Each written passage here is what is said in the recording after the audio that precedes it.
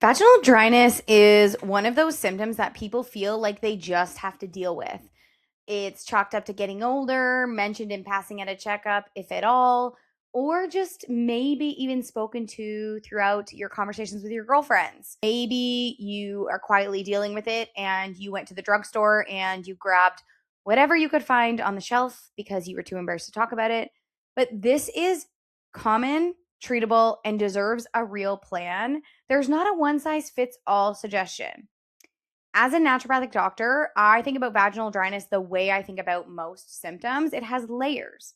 There is the surface level discomfort, itching, burning, pain with intercourse, that raw feeling. And there's the underlying cause: hormone shifts, changes in vaginal microbiome, medications, stress, or a combination of all of it. A good treatment plan addresses both.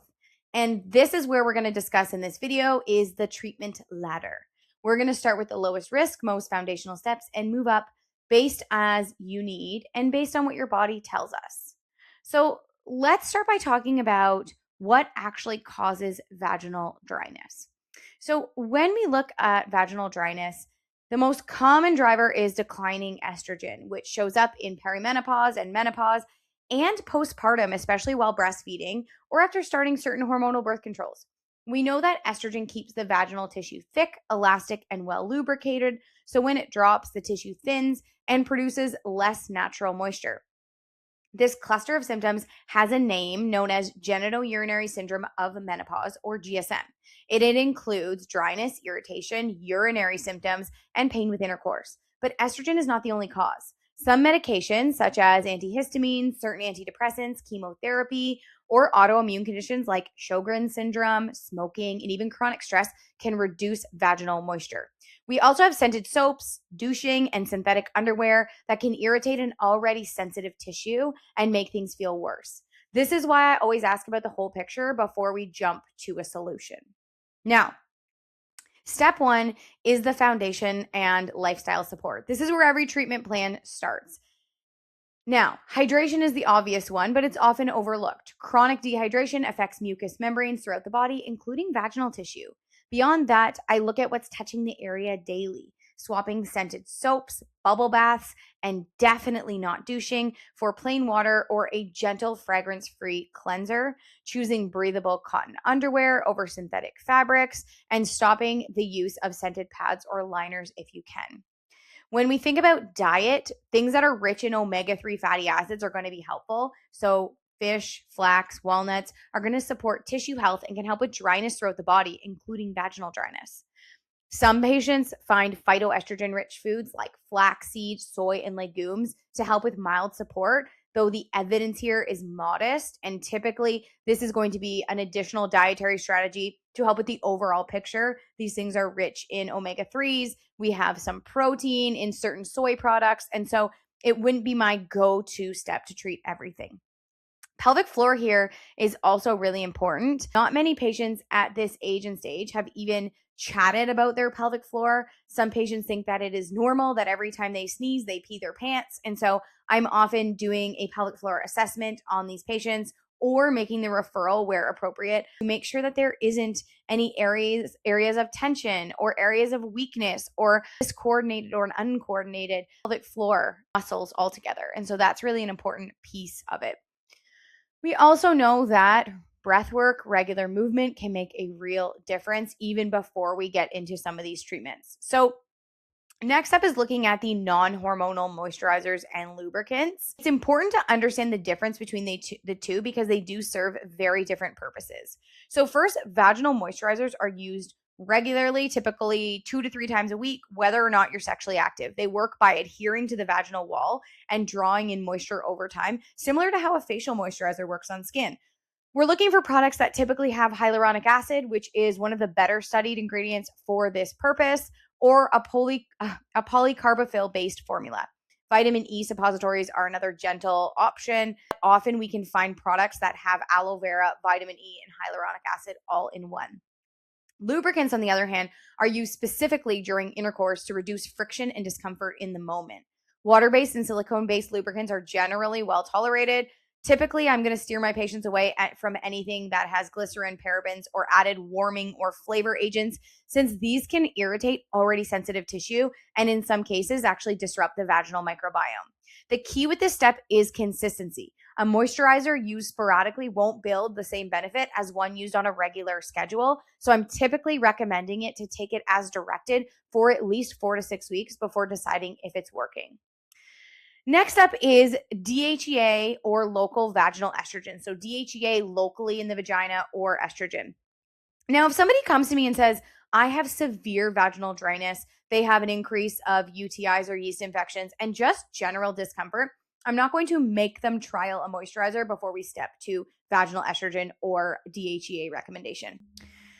The reality is vaginal estrogen is very safe and well tolerated. And so unless someone really wants to do a moisturizer or they are younger and we're, looking at a variety of other factors, then I may just go to a vaginal estrogen. Vaginal DHEA is something not within the scope of naturopathic doctors in Ontario, but I will often educate my patients on the options so that they know what to ask for when they're talking to their provider. But when we're looking at vaginal estrogen, this can give a lot of relief, specifically related to dryness or discomfort. And when I talk about some of the symptoms of genitourinary syndrome of menopause, I often mention with intercourse, irritation, itching, discomfort. And I want to be really clear that we have to make sure that GSM is actually the problem here. I once had somebody say, it would be so nice if these things were offered over the counter so patients could self-advocate and get access. And while I think that is a great sentiment, I think the problem here is that if we allow these prescription medications to be just given whenever, we run the risk, like anything else, that people are self-treating and not getting appropriate assessment and potentially doing more harm than good. Specifically in the case of GSM, vaginal dryness, itching, irritation, we don't want there to be a different infection that requires a different treatment plan. And therefore, we're really doing the patient a disservice by allowing them to have access to that tool when they probably shouldn't. So that's what I wanted to say up front, making sure that you're talking to your provider and really understanding what's going on. Someone who's 25 with irritation and itching and vaginal dryness and pain with intercourse, I'm a lot less likely to jump towards a vaginal estrogen without being a little bit more curious about what else might be going on. So local vaginal estrogen can come in a cream, a tablet, a ring, delivering a very low dose directly to vaginal tissue with minimal absorption to the rest of the body.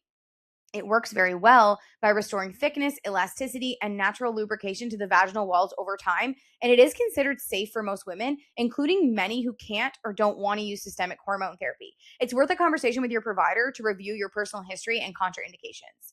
Vaginal DHEA, also known as Prasterone, is another option that works a little bit differently. It is converted locally into small amounts of estrogen and testosterone within the vaginal tissue itself, which can be good for women looking for a non-estrogen route with a similar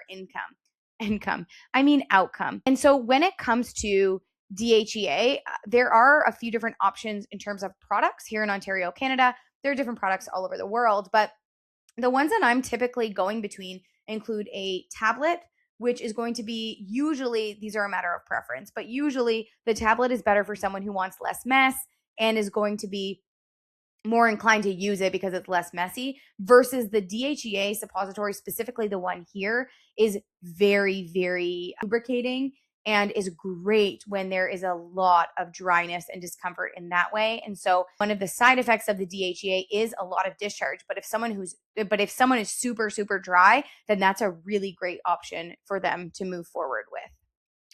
Both are prescription options, and so you need to work alongside your naturopathic doctor, gynecologist, or family physician to figure out the best right fit for you. And then we have broader hormonal or systemic options for women whose vaginal dryness is one piece of a bigger picture: hot flashes, sleep disruption, mood changes, and they also have vaginal symptoms. Sometimes we talk about systemic hormone therapy rather than local treatment alone.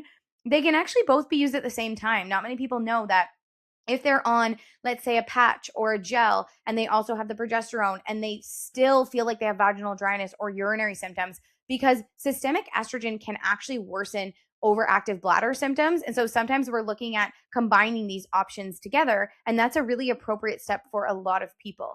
And so sometimes my patients will go on systemic therapy, start the vaginal estrogen, and realize they don't need it anymore when they're on systemic. And then the opposite is also true. Some people will go on systemic and feel like, okay, well, this is good, but it's just still not doing enough for my vaginal dryness. And then we can add that on as a different layer that we can consider. And so it's all about understanding what your symptoms are, what your needs are, and the specific recommendations, contraindications, risk factors that we're really working against in your personalized conversation. And when we're looking at these treatment options, I like to look at them as a ladder rather than a single fix. It does take off the pressure of finding the right answer, and not everyone needs to start at the top. Not everyone, like I said, needs to do a moisturizer, but some people do like that and it works well. Others start super dry and want to move to an estrogen, or if an estrogen doesn't work, they want to do DHEA.